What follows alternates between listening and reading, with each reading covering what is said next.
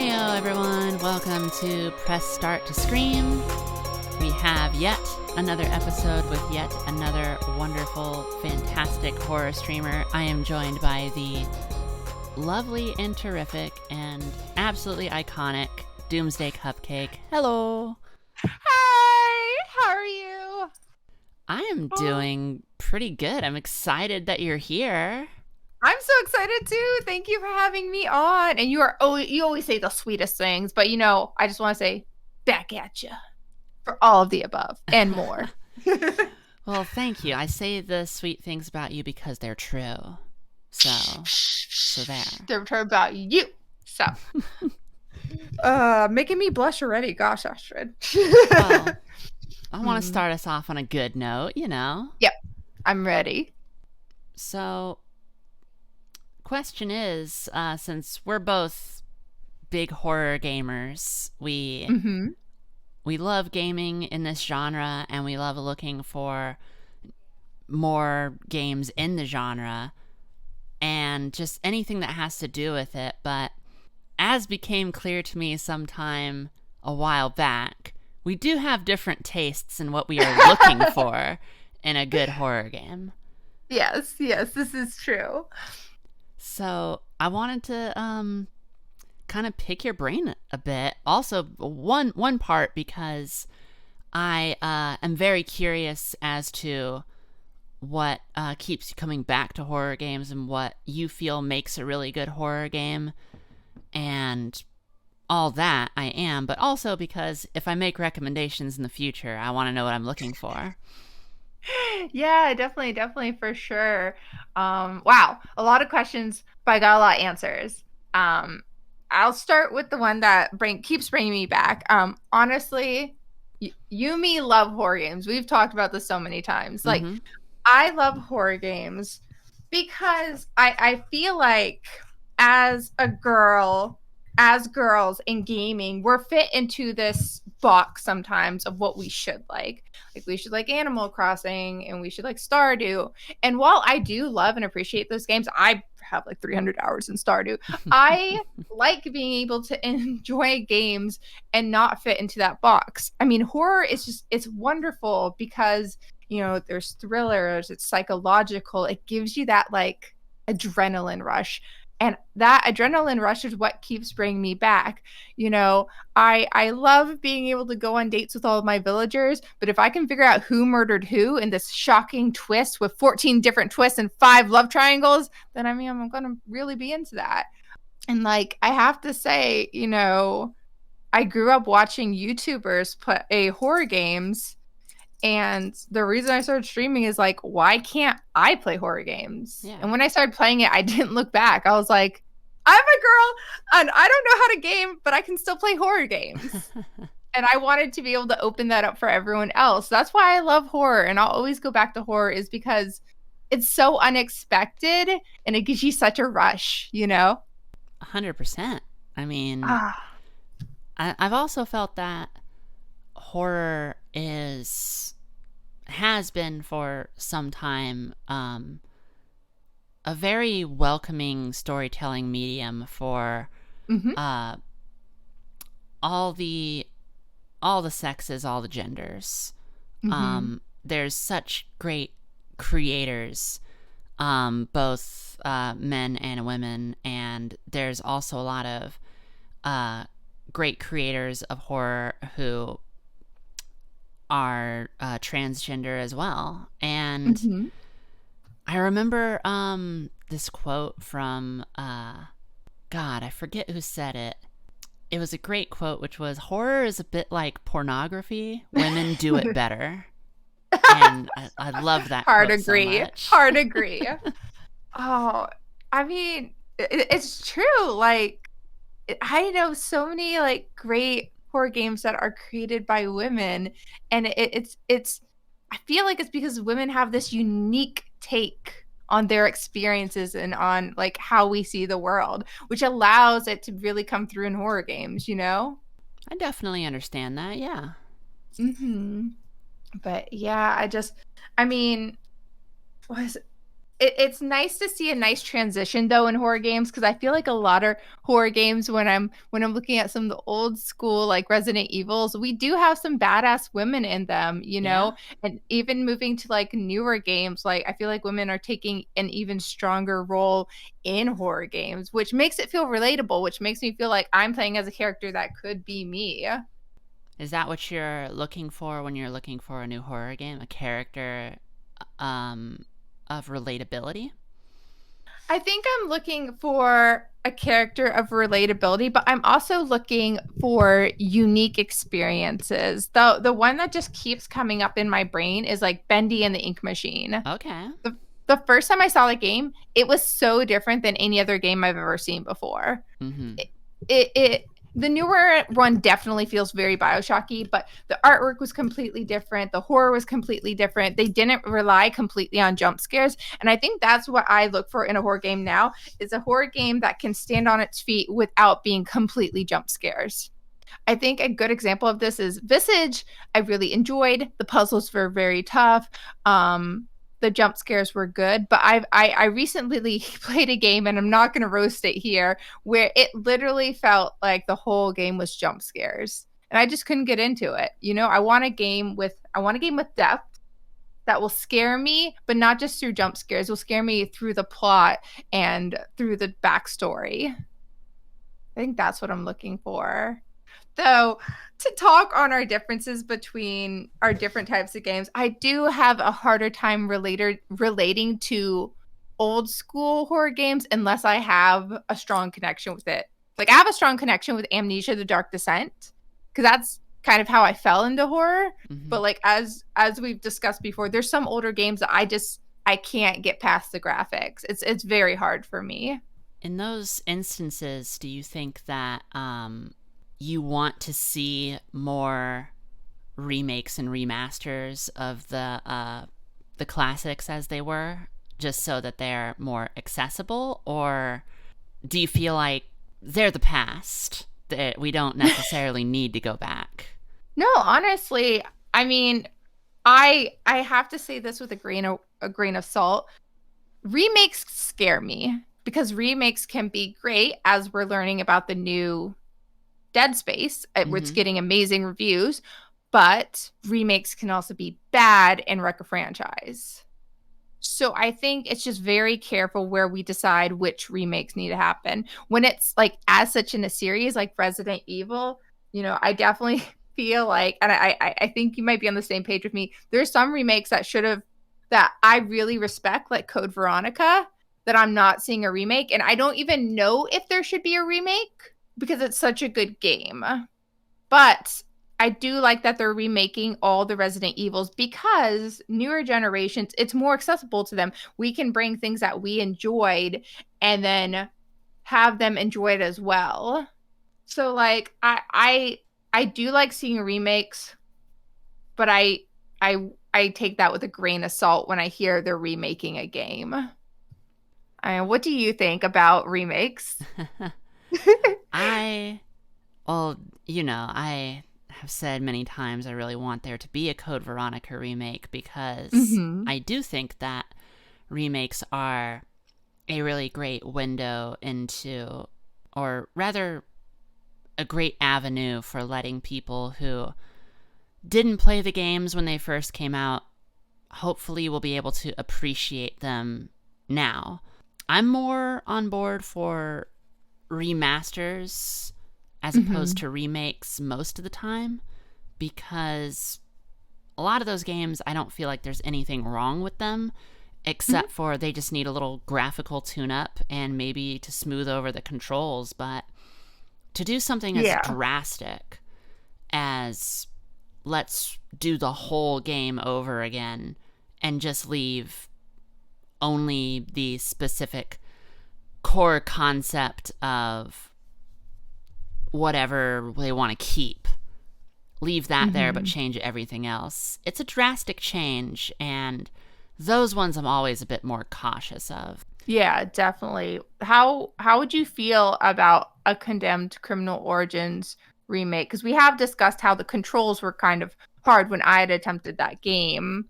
how would you feel about that game getting remade? That I would love for there to be a remaster. A remake would be cool, but so much of what I love about Condemned is its core principles and the idea that it has. That there's so many different little facets of the game that I feel make it so wonderful, so memorable, and worth going back to. For me, I think that what I would want to change is merely just tighten up those controls, make it a lot less jank. Yes. Make it look prettier. Yeah. Well, prettier. Make it look more realistic, I should say, because it's a filthy, disgusting looking game, and that should not change. It does definitely have a good story too. So I mean, I would love to see that more accessible. Like, I'm thinking about how they're remaking Resident Evil 4, and I saw the pictures today, and it does look pretty. It looks nice, but like you said, the difference between remake and remaster, how much should they really change? I don't know, because I never actually played Resident Evil 4, so I don't even know how I feel about us getting a new one, except maybe it will make it more accessible. I think that 4 has been remastered many, many, many times. I can't help but feel that since 7 came out, they've been trying to become a little bit more serious, a little bit less camp, but they still want to retain their over-the-top action identity. Resident Evil 4, the original, is full of one-liners and hair flips, and is not too far of a stone's throw away from Devil May Cry when it comes to the attitude of the game. To relate that to the way that 7 felt, the way that Village felt, they do feel like different styles of storytelling for sure. Like there's camp there, there's cheesiness there, sure, but not the way that 4 was back in the day. Absolutely not. Or I've seen the memes. or let alone even the original Resident Evils before they changed.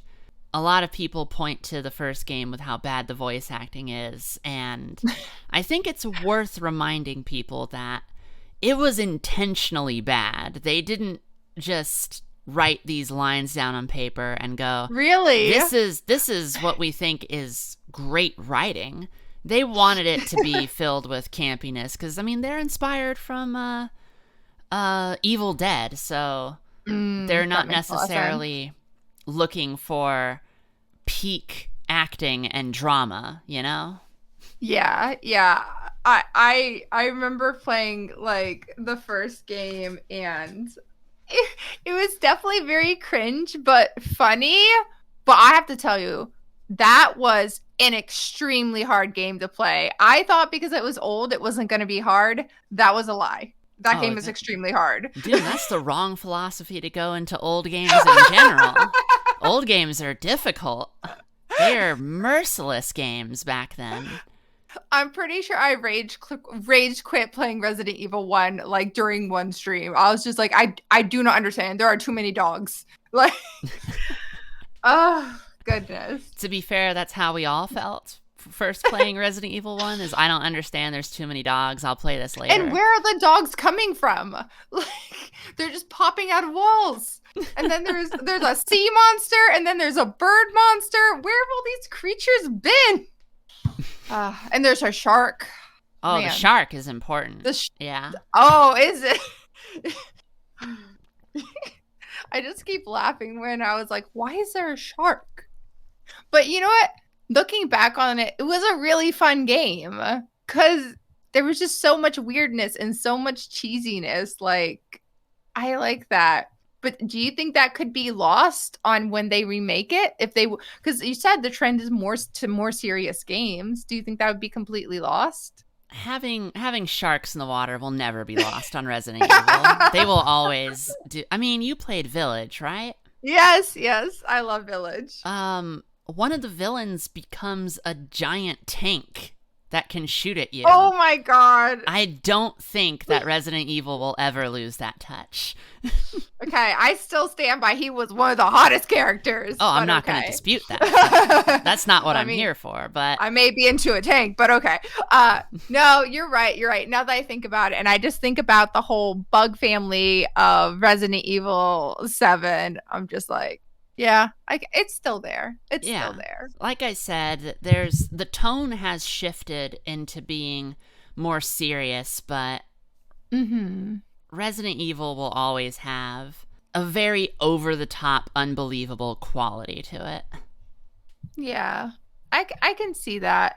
Like, that's why I do like these names I do like these games with these big names behind them, you know, Resident Evil, Dead Space and stuff. But to answer your earlier question, I do think I'm leaning more towards indie horror games now.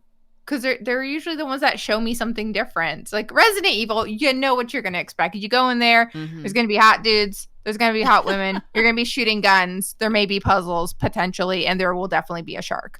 Like, always. But the indie games, you don't really know when you're getting into it. It's a complete surprise.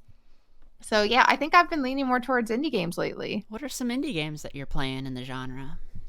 Oh man, I was listening to, what was it? So I was on Bendy for a while, and because Bendy just came out, Mortuary Assistant, so good. Actually managed to legitimately jump scare me. I was like, okay, what in the world? And the thing is, I do start looking at like international horror games, like Dread Out is so good. Let me see. I'm trying to remember a few others. There's also Home Sweet Home, which I believe is like a Thai horror. That one was amazing. They were hard, but they were amazing. But I feel like I lean into indie horror games. And then, I mean, I'd probably say the most recent one that I really enjoyed was Mortuary Assistant. And I feel like there was so much hype behind it. Oh, and then also Paranormal Hong Kong, like, has a special part in my heart. Yeah. Right? I definitely appreciate so good. That. Yeah, but I feel like it's so hard, though, to weed through all the indie games to find one you want, just because there's a lot of them, and a lot of them tend to be pretty short. Like, oh, I can't remember the creator. Do you remember the creator of Summer 58? Emeka Games, I think. Yeah, they made like 3 or 4 different games, and I enjoyed all of them. They were really good, but I remember, you know, they had issues because their games are so short, you know? But I mean, I don't feel like a game has to be long to be good. It can be a good short game. But yeah, A Summer of 58 was so good, and just all of their games have been fantastic. There's something to be said for the pacing that indie horror games can comfortably take that bigger studios can't, because there's an expectation on big studio horror games to be a certain length, to feature certain things, and have certain ideas in them. And indie studios don't necessarily have those same restraints on them. Yeah, I mean, I don't know if I would say this is a horror, but I thought it was a horror when I first played it. Undertale. I mean, it's basically created by one guy. Like, and they were just able to build it as they wanted. And Undertale's amazing. So, but I do feel like when we're waiting for sequels to indie games, or even the next game in indie games, it can definitely take a lot longer, which can be a good thing for the developers, but also how long is too long for a fan base versus how long is realistic to get a game out.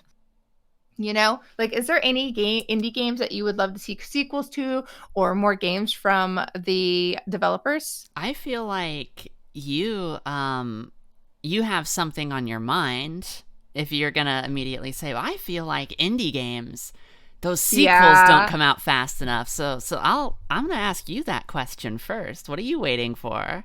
Oh, it's so tough.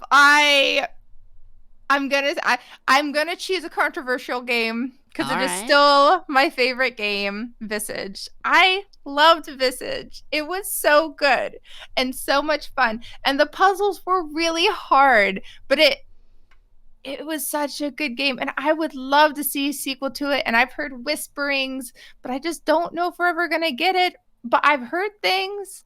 But yeah, Visage. I love it. But I know a lot of people have hurt feelings about that game because the puzzles are extremely hard. But yeah, no, that's my bae. Oh yeah, I that's the mean, one. for me, I was waiting on Bendy in the Dark Revival for a long time. Mm-hmm. I'm super happy that we got it. I don't Mm-hmm. know if I liked it as much as the first one, Mm-hmm. but I think that was the most recent example of a sequel to an indie game that I was really, really waiting on, Mm-hmm. because 13 years later, I'm finally going to get Alan Wake 2, but I wouldn't say that it's an indie game necessarily. Yeah, it's definitely a bigger name, but I do know people who've been waiting for Alan Wake too. Yeah, Bendy, I still think I like the first one better. The second one just felt too BioShocky. It felt like they were trying. It's very pretty. It just felt a little bit like they were trying to be someone Yeah, else. I said to several people that I knew, is like, it really felt like the developers went and played a whole bunch of immersive sims like BioShock, like Mm-hmm. System Shock, like Prey, and then came back and Mm-hmm. was like, I don't know where it came from, but I suddenly have all these ideas for what to do in our next Bendy game. Yeah, exactly. And like another one that makes me think that way is oh, what was the name of the new Amnesia game? Amnesia Rebirth. Okay. I really like it. Mm-hmm. And as a sequel that came from these games that are are pretty old, it felt true to the Amnesia series. It felt like a continuation to me. It still had those small things that were reminiscent of the original Amnesia games. Like it didn't feel like they changed their style at all. And I still appreciated it. I still like the older ones better, but I still appreciated it. I actually really liked Rebirth. Really? I liked Rebirth better than any of the original Amnesias, and by the original I mean Dark Descent Mm-hmm. and Machine for Pigs. Mm-hmm. Which one Um, did you play first? I played Dark Descent back when it was like about a year after Dark Descent came out, Mm-hmm. and I enjoyed it. That was coming Mm-hmm. off of the heels of the Penumbra trilogy that the same Mm-hmm. developer had done. Machine for Pigs, I really loved the story. I didn't really like the gameplay that much. I Mm-hmm. think that Rebirth by gameplay is my favorite of them. It's funny, I've said that I think of the three Amnesia games that we have right now, Rebirth has the best gameplay, Dark Descent has the best atmosphere, Machine for Pigs has the best story. Yeah. Well, how to get a little more complicated? How do you feel about Soma? I love Soma. It's Mm. one of the exceptions to kinds of games that I don't particularly care for in their reliance on horror as inspired from Amnesia and also Clock Tower, a clocknesia, if you will.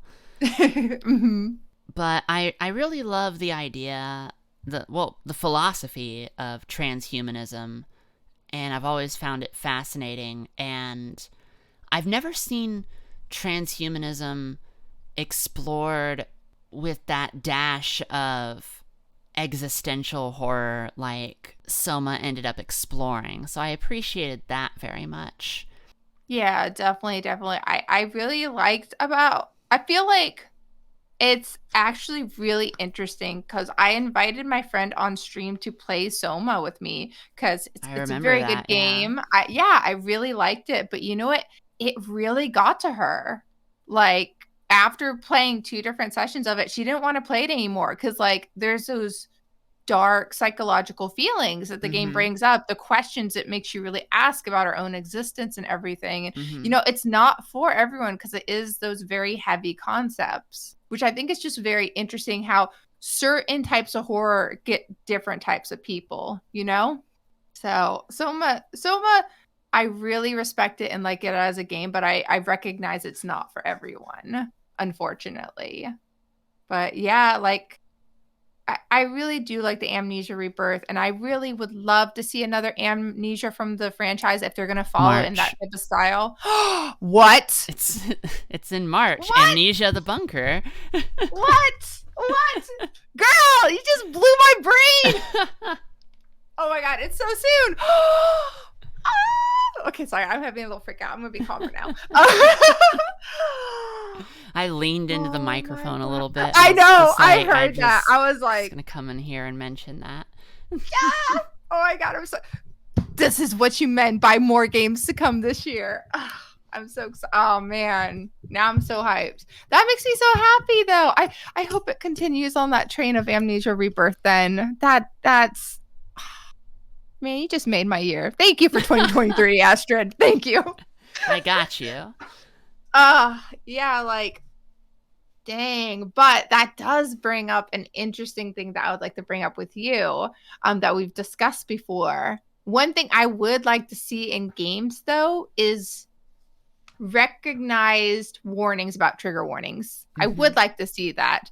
There are a few games that have been doing it, and actually, funny enough, there's a game franchise called Monster Prom, which is this goofy monster dating sim, but in the newest one that I saw, which was Monster Road Trip, in the settings you can turn on trigger warnings for multiple different things, which I thought was so progressive, and I loved it. Like, I would love to see that for a lot of horror games, because like we said before, especially with Soma and some other games, you know, they bring up really heavy subjects. So yeah, absolutely. I mean, that's why I'm making my spreadsheet. I love your spreadsheet. Yeah, it's fantastic.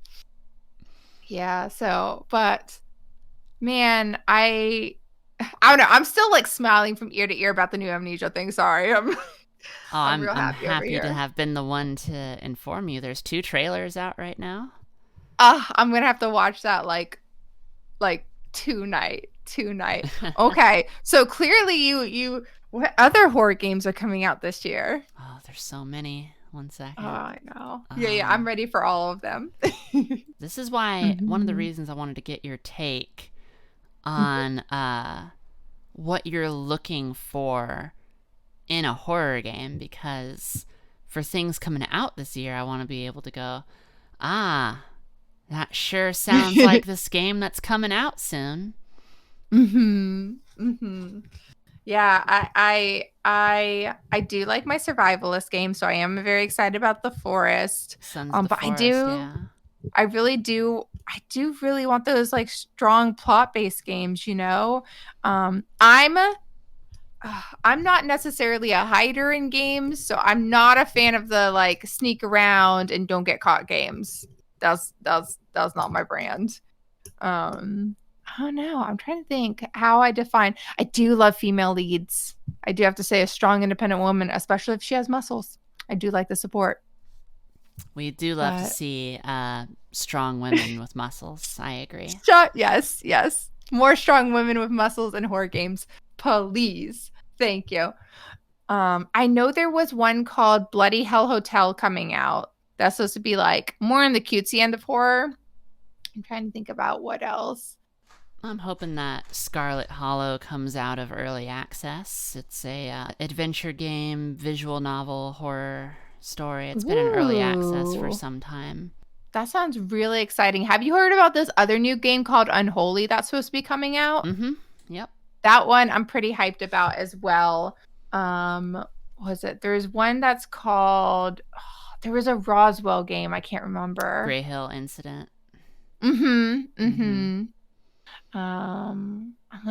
literally looking at my wish list now. There's Hollow Knight Silksong, but I will never do a platformer ever again because I suck at it. Never again. That breaks my heart because Tamashii exists. Oh yeah. See, I'm sorry, fam. Like Leveler, or I just can't do platforms. I fall off the platform. But what is Tamashii about? Oh, Tamashii is basically this idea that you are working for this Gnostic deity. No, you're working for what resembles this more Christian deity to overthrow Gnosticism, but the points made by one of the Gnostic deities gets to you, and you kind of start working to overthrow God and Interesting. replace morality with better things like drugs and hedonism. So yeah. Oh, yeah, that sounds better. Absolutely. Yeah, I support that. Oh, that sounds really cool. Is that out already? Yes. It's one of my favorite horror games, and I'm always trying to turn people onto Tamashi. And there's a prequel for it too called Teosita that I liked even better. And in that one, you're literally straight up working for this Gnostic deity to overthrow these ideas that have held society down too far in its puritanical beliefs. And I'm always for this. I'm like, that's right up my alley. I'm here for it. Let's freaking go. All right, I'm gonna have to check those out as well. Have you heard about this other new game that's supposed to be coming out called Dark Fracture? Yes. I'm pretty excited about that one too. It looks really good. Oh yeah, I'm down for more biopunk cosmic horror. You know what I've been pretty into lately? Butterfly Effect games. Like, I have to say, like, the OG that I remember is Until Dawn. Okay. I still, to this day, love that game. And I feel like the Dark Anthology games have tried to hit that stride. And I haven't been wowed. But I love the thought behind everything you do can send you down a different path. Like, Until Dawn, it was written by 2 different writers. One of those writers went and did the Dark Anthology ones, and then the other writer came back to do the Quarry. And I like the Quarry. I like the Quarry more. I feel the same. Like, I feel like Until Dawn and the Quarry are my favorite of those supermassive games. Branching story paths. Yeah, QTE definitely. ridden. Okay, I could do without the QuickTime events. Same. But yeah. I don't like if I accidentally like trip over a tree branch, I'm gonna get murdered. Yep, but okay. But yeah, the reason I brought it up is because I know exactly what I'm not looking for in a horror game. And so I recently played the Dark Anthologies new game. It's called The Devil in Me.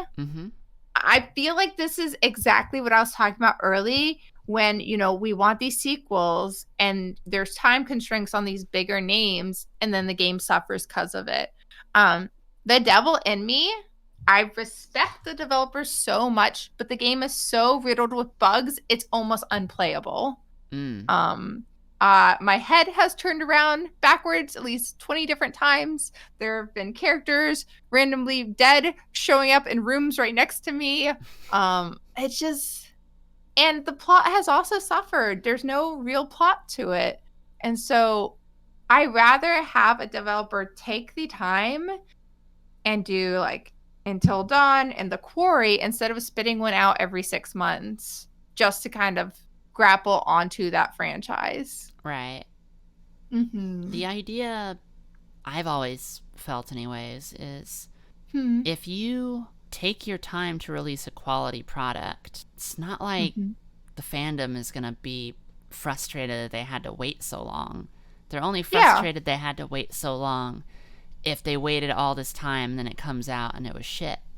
That's why, like, I don't know if I'll continue playing those Dark Anthology games just because, like, I am happy about how often we get them, but they're just not good quality games. And, like, games these days are quite expensive, When you're a streamer and you have costs associated with streaming, you really got to pick and choose what you play. Very much so. Yeah, and that's another nice thing about indie games is they tend to be a little bit cheaper. And then, if they get popularity, if they're good games, they can get popularity fast, and it makes them a lot more accessible. Like, I really do want to play the new Dead Space, but I think it's like $69 or something. So I won't be playing it for a long time just because of that high cost. And Yeah. it could be a really good game, but it really limits its like consumers. This is why I still play games from 2005.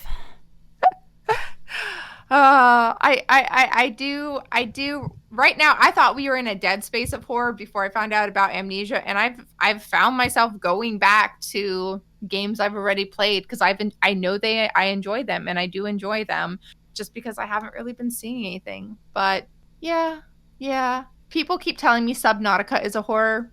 I do not think it's a horror. I don't think There are some Subnautica. scary fish, Yeah, but I don't think Subnautica is a horror game so much as yeah. it can be scary while you're playing it, and I think there's a difference. I very much think that a horror game starts with its first intention of being scaring its player. Whether it does that or not doesn't necessarily matter. It's what it's trying to do.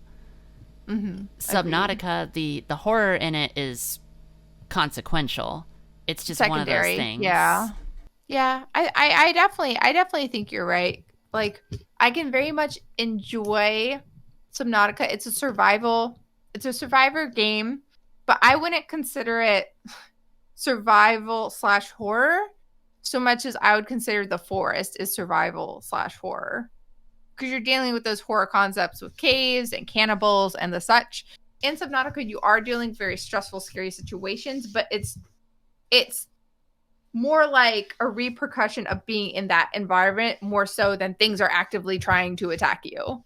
But if you were to say a certain survival game would be /horror or considered horror, can you think of any? Darkwood? Oh, yeah. Darkwood would definitely be.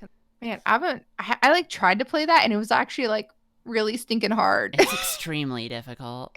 It's so hard. I like gave up. I was like, why is everything trying to kill me? I guess Fear and Hunger would also be. I guess some people wouldn't consider Fear and Hunger to be a horror game, but I would. My God. Would Fear be considered an action game then, do you think, from others? Fear? Mm-hmm. The greatest video game ever made? Yes. Would you think people would call it an action game instead of horror?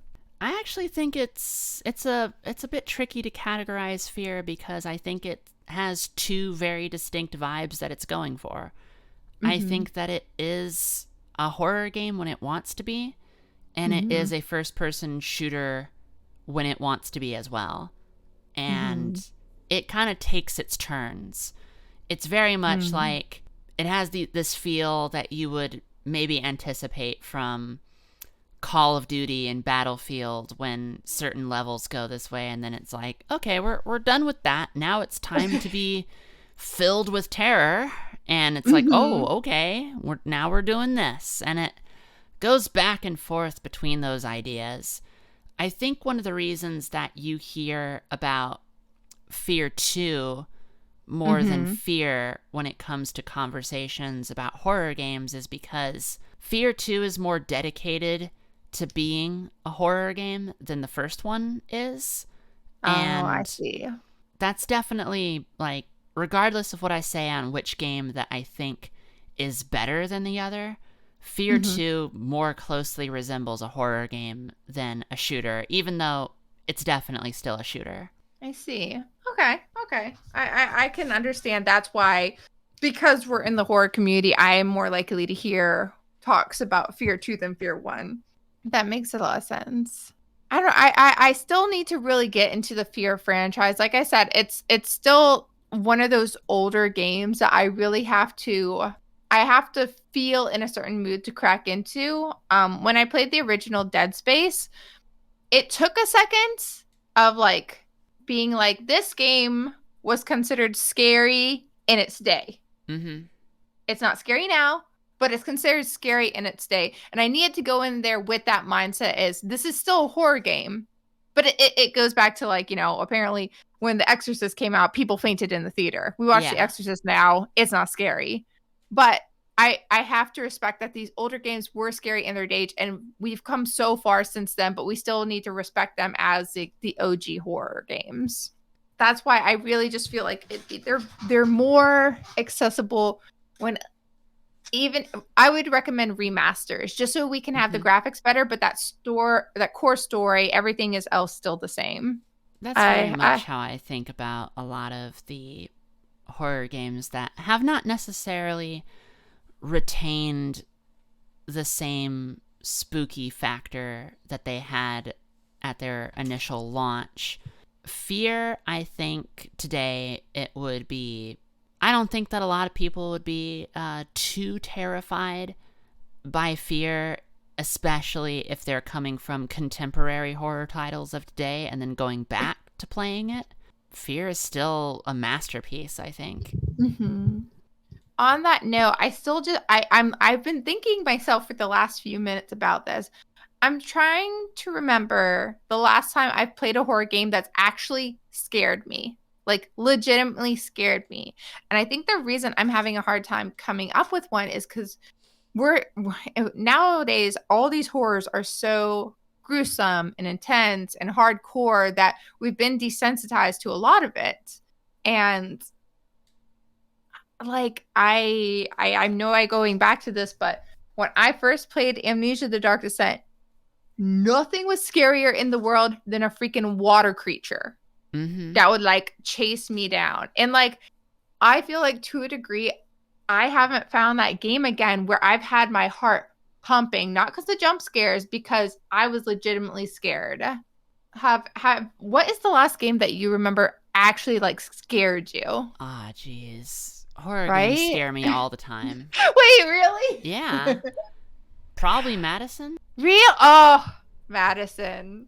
Yeah. See, that's the thing. That's the game I was talking about earlier, Madison, where I felt like it was like nonstop jump scares. I was like, my heart is too many. But yeah, I don't know. I didn't feel the jump scare reliance on it so much as just the atmosphere was so oppressive. Which I appreciate from a lot of games. But my one of my partners has been playing this game from 2005, I want to say. I might be wrong. It was called The Lost Crown. And it's an adventure game. So it's point and click, and a lot of it is just kind of like pixel hunting and puzzle solving, and that's it. That's the core dynamic of the gameplay. Okay. You talk to people in this town, you ask them questions, things are mysterious, and then you go ghost hunting. And I love that. The ghost hunting is very creepy. Like atmospherically, it's very unsettling, and I really appreciate that. I tried to play it on stream, and for me, and this isn't a knock on the game at all, because I really love that game, I had a hard time figuring out how to stream the game right, because it's very slow. It, to me, felt like a game where when I was playing it myself, alone, or now I'm watching one of my partners play it, it's something that in a small crowd I really appreciate. Either the chill environment of it or the pure panic of it. And I didn't feel anything when I was streaming it. It's just a hard game for me to stream, but yeah, I can kind of get that. I there's this one game that I played that the environment of the game and the audio of the game was super unsettling. Do you remember a game called Detention? Yes. Yeah, like that game, the whole atmosphere and just the audio of it, everything about it is like unsettling, disturbing. It makes you like anxious. Like That's the only game that I can think about that the atmosphere really builds on you over time. And you don't even notice it when you're like originally playing it, but then over time it just kind of like gets heavier and heavier and heavier. Yeah. There's a lot of adventure games out there where we talked about Soma earlier and how just the plot itself was like, I don't think I can do this. There's a lot of adventure games in horror that really, really grasp that type of storytelling well. Yeah. Back in the day, there was I Have No Mouth and I Must Scream. And besides having one of the greatest titles of all time. I was about to say, that's the best title I've ever heard in my life. It's great, right? I love it. Yeah, it's incredible. The idea of it is like so disturbing. Essentially, the idea of this AI has killed all of humanity and has left 5 people alive for hundreds of years just to torture them because it's a merciless, cruel God that hates humanity and basically pleasures itself in the anguish and screams of mankind because that's all that's left of the species. Damn, that's dark. That's where it starts. That's where the game starts. And oh no, there are no good endings of this game. There are just endings that are better than others. The best ending you can hope for is to be turned into what the title suggests, which is your character you're playing as is changed into this creature that is basically just like this gelatin blob, capable only of feeling pain and not being able to do anything about it, so you have no mouth and you can't scream. You know what that reminds me of so much? The game Inside. Like, oh, yeah. Yeah, there's no good endings. Like, it's just how it is. And at the end, you just become this blob creature and you just exist. Like, yep. There's a lot of horror games where, well, you mentioned Home Sweet Home earlier. It's a core horror concept, and you're put in the shoes of someone who, like in many horror games, are just told, find a way out, escape. Yeah. Do a thing like that. And yes, that's scary. That's horrifying. Absolutely. But there's so many games out there where they don't have the intensity of chase sequences or the refined elements of combat, but they lay on this story on you, and it's like, I think I'm going to stop this game now because this is a lot. Yes. I also, another controversial game that I recommend everyone put a warning mark if you ever stream it, Doki Doki Literature Club. Yeah. Like, the dark concepts that slowly come out and get to you, and you're like, I don't even know if I should be playing this right now. Like, that's why I really respect games that give me an out, and I've only seen this in one game ever. There's a game called Sweet 776. Where you can just leave, yeah. Where you can just leave, and you get an achievement for it. And developers, if you're listening, I would really appreciate, even if it's just an achievement, if you could just give me the option to just nope out of there. They have that in just not. Pamali, an Indonesian folklore horror story. Really? It's so I never know whether or not to recommend the game because it's I don't really know what to think about it as a whole, but you're essentially in whatever chapter you choose to play kind of just doing chores, but you're doing it in a haunted house, and at any time you can just leave if it gets too spooky. One of them, I really respect that. yeah, one of them is there's a house, old haunted house, and you're trying to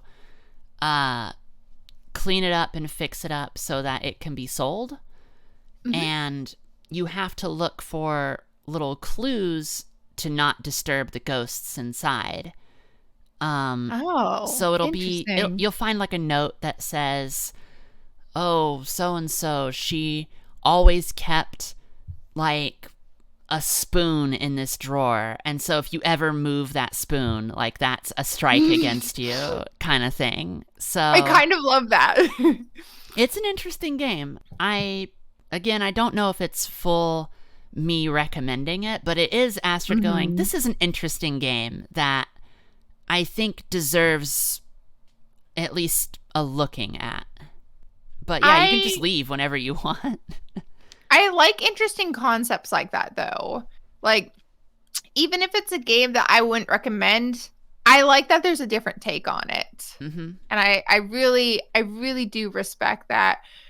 Like what is it? Like different takes on games. The first time I played SCP Containment Breach, Yeah. like everything and anything can kill you. Mm-hmm. But like that's a game where I'm like, okay, you know what? I'm done exploring. I'm gonna turn this off. Like, but it's because it's such interesting concepts. Everything can kill you, but everything in SCP has a backstory and crazy lore behind it. Like, and it Oh to yeah. that to me that makes it a really interesting game. Even I would not recommend SCP to a lot of people, but I think it's a really interesting game with so much lore and it's so cool. And so like I have to put some respect on those games that try something new at least, you know? It's one of the reasons I have 250 hours in Secret World, because it's like Yeah. it's an MMO that's also a Mhm. horror game. I don't know what else is like that out there. Like that's pretty amazing, but that's all like deep lore storytelling as well. Really Mhm. really appreciate what that does. On the list of other like RPGs that are pretty creepy and have a great deal of lore, there was the original Vampire the Masquerade Bloodlines. Ooh, I've definitely heard of that one. I've heard good things about that one, but I've never actually played it myself. If you ever want to play it, let me know. I will send you over the mods that make it a functioning, working video game. Oh no, but okay, will do for sure. For sure, for sure. Yeah, that's the to get SCP to work, I had to do some crazy witchcraft on my computer. Let's put it that way. Like those old Yeah. games, There it's just there's too many games that like as software updates come and computer hardware updates increase, the programming on older games just kind of gets left behind sometimes, and gotta really convince the computer to be okay with playing a video game sometimes. yeah, definitely. Like oh god, there's been so many games I've wanted to play that but just have not been workable on my computer. But one game I would like to go back to real quick, talking about like more games I would like to see. Have you ever played Little Misfortune? I played the first one, Franbow. I never played Little Misfortune. So I really like those games where they come across as cutesy, but they're super dark. Like I Yeah, really yeah. respect those, and I don't feel like we get enough of those games. There there may or may not be, I feel like, a sort of discovering of that going on with. I think that you mean something different, but such Like, as like, well, Choo Choo Charles. You have Five Nights at Freddy's mm, and things that are appealing to this kind of this was looks like it should be intended for children. Well, you're wrong. yeah. I really like that. I mean, I have a vendetta against Five Nights at Freddy's, because it's Fair. freaking hard, and I don't respect it. Very Hot take fair. there. Uh, but no, like, so I like the reason I like Little Misfortune is because it's voiced by this female actress. It's the artwork's done by a female artist. It does look like a kid's game, but not in the fact Five Nights at Freddy's does. It's kind of it's dark with a smile. Whereas I feel like Five Nights at Freddy's is like kind of meant to be memey in a way, you know? I don't really know how to explain the difference. No, I definitely see what you But you mean. know what I mean. Like I feel like respectfully, Five Nights at Freddy's is for like teenage boys. Do you put Doki And Doki in there? Doki Doki's a hard one. I would say I like that. I think it follows the same steps of Little Misfortune, where it starts off on this game that's very happy and joyful, and it's just a facade. And I really like that, and I respect that. Doki Doki, if someone asked me if Doki Doki is a good game, I don't know if I'd say yes. Because of all the trigger warnings. Okay. And I don't feel like they are warned at the beginning of the game, but not really to the extent of what you're going to see. Whereas Little Misfortune kind of skirts that line where it's dark and it has dark themes, but it's kind of in the background still, you know? Mm-hmm. Like, I remember there's a scene where there's like a gerbil strip club or something. And like, that's a really weird dark theme, right? Mm-hmm. But the main character kind of just skirts it and goes, oh, look how cute these gerbils are. Right. Like I like that play on it. It looks cute, but it's pretty dark. But yeah, I feel like Frambo is definitely in that family as well. Though I wasn't able to finish Frambo because it has a lot of animal violence, and that's one of my triggers. So, but yeah. But what type of games are you looking for this year? I always lean toward horror games that have very interesting gameplay mechanics. I want to be able to see some of my favorite things come out as emergent gameplay in horror, whether it's combat or stealth or any of the other things that I'm very interested in having in my horror title. I have said earlier to Biscuit and Possum, there's this game coming out called Retro Space. And it straight up defines itself as immersive sim, disco punk, space horror, stealth shooter. And I'm like, yes. Yes. It's a lot of things. This is what I want. Yes. You immediately know, you're like, this is me. Yeah. Like anything that has like stealth shooter in it, I'm like, yes, I'm there. Give me more horror stealth shooters, please. Horror shooters in general, I've always been a big fan of.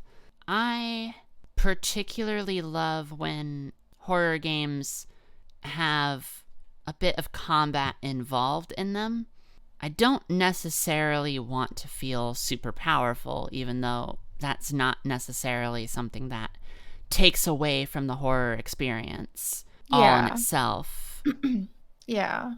But I think that a game has to have really great stealth mechanics for me to be here for its run and hide idea of gameplay, especially at this point where we've been flooded for such a long time on games built on that exact concept.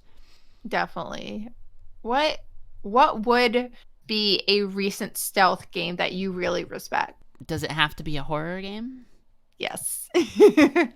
Well, depending on how far back I'm allowed to go, I would say Amnesia Rebirth was pretty good. I do really like Amnesia Rebirth, and I do really like how they played on the darkness in that game. I do definitely think that's really interesting. Yeah, because the thing is, when you were saying you're into like those stealth games, I can't think of many games that have done it well that are horror lately. Oh, I totally understand this because horror games tend to lack an understanding of what stealth is supposed to be very, very much. I'm like looking through my library just to see. Yeah, same. I'm just seeing if there's like anything, because like I feel like so many horror games I play now are just like straight up shooter games. This is good because they're great. They are good, but I'm not so great with aiming. Oh, but the thing is, as I'm going through these lists, I see games that like I can't stand. I'm just like, oh, I had to play that game. Oh, shoot. What was that game that had permadeath, that had Lovecraftian themes? Song of Horror. That one, I would say, is a good stealthy game, but I never finished it because it was so impossibly hard. Honestly, the puzzles were insane. Honestly, I think that when you start the game up, if you try to play it on easy, it's like, no, but why do you want to play it on easy? You'll be missing our core. And I fell for it. I should have just played it on easy. Me too.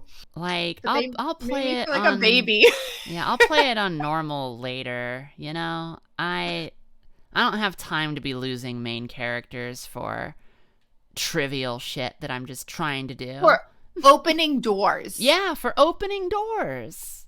I remember watching Hotter Biscuit play, and you had to put your ear up on it to hear if there were like ghosts on it, right? Mm-hmm. And she did that. There were no ghosts there. She opened the door and then she got shot. Yep. For no good reason. Mm-hmm. Like, what? I can't. It's just, honestly, what I do nowadays is when I play horror games, so I recently did this with Cult of the Lamb, I will play on easy. Because the thing is, I want to play the game and enjoy the game and enjoy the plot. Yeah. If I enjoy a game so much that I want to play it again, I'll play it again on hard. But for the audience and for myself, I've been playing horror games on easy. And I worry that might take away things. Prime example, Soma, you can choose to play the game without monsters or with monsters. When my friend played it, we played without monsters. And when I had played it, we played with monsters. And without the monsters, it felt wrong. There was just no dread there. Just like, rawr, rawr. Like, but they weren't there.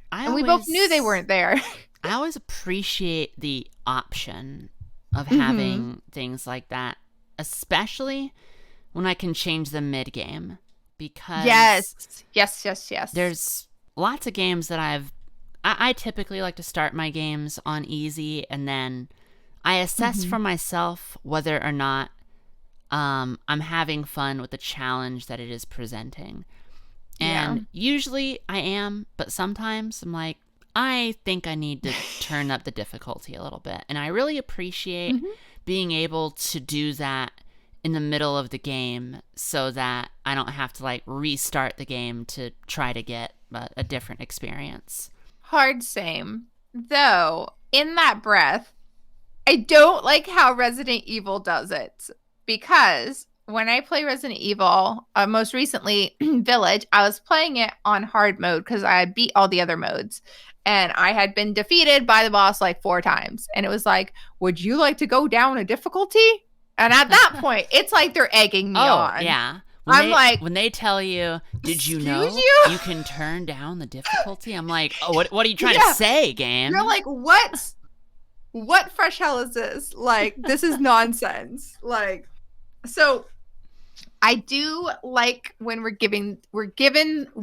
can look into the settings and we know we can change the difficulty, or it is stated at the beginning of the game.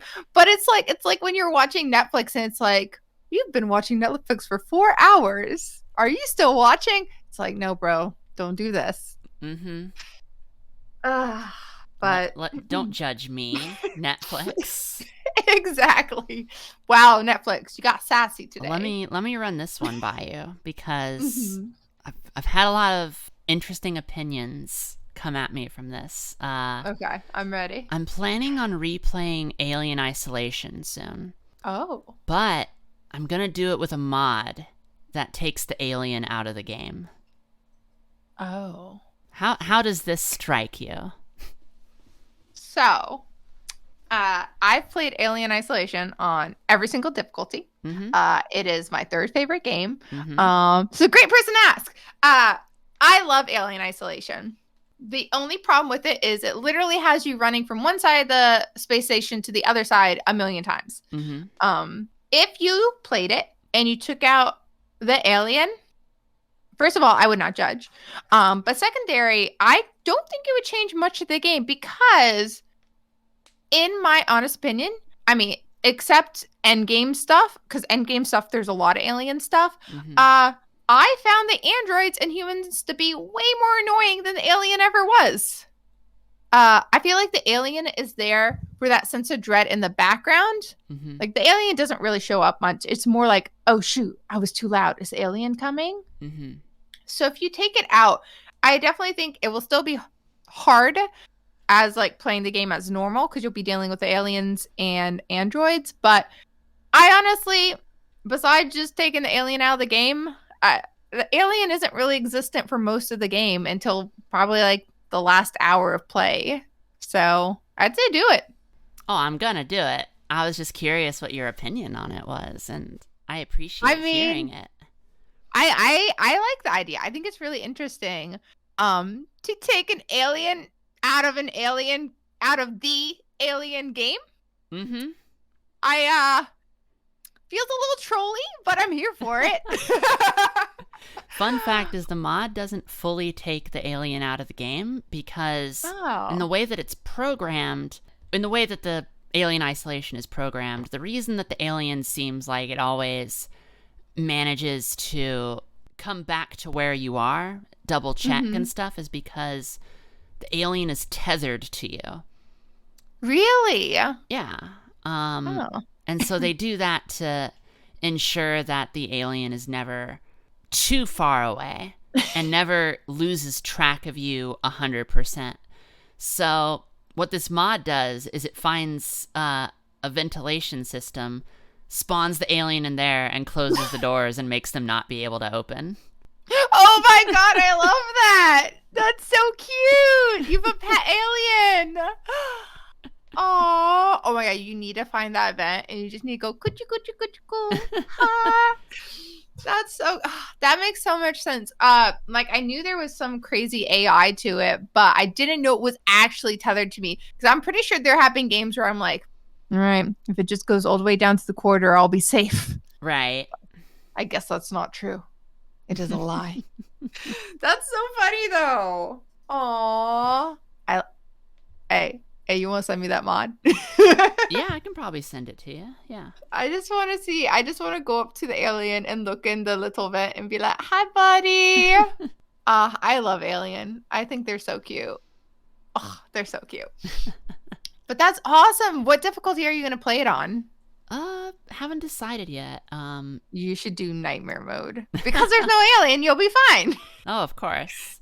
I'm speed running a lot of games. Trying to get through Fear Extraction Point. I'm aiming for that world record currently. You're gonna do it. I believe in you. I believe in me too. It's gonna be a very grueling experience, but I can do it. Are you gonna do it on stream or off stream? I'll do it on stream.